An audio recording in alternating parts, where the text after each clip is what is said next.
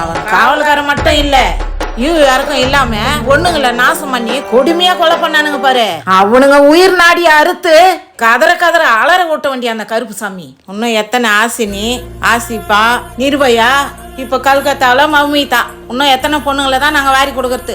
பொண்ணுங்களை எவன் கெடுத்து கொலை பண்ணான்னு உறுதியா தெரிஞ்சதுக்கு அப்புறம் ஏன் இன்னும் காத்துக்கணும்? சட்டத்தில் இருக்கிற ஓட்டையை வச்சு தப்பிச்சுன்னு போறதுக்கா?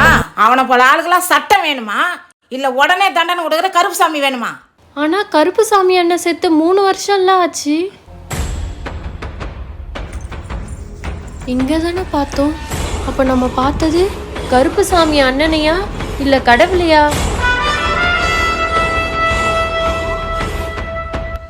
வீட்டில இருந்து வெளியே வர பொண்ணுங்களுக்கு ஆபத்துன்னு ஒண்ணு வந்தா அந்த கடவுள் நேரா இறங்கி வர மாட்டான்.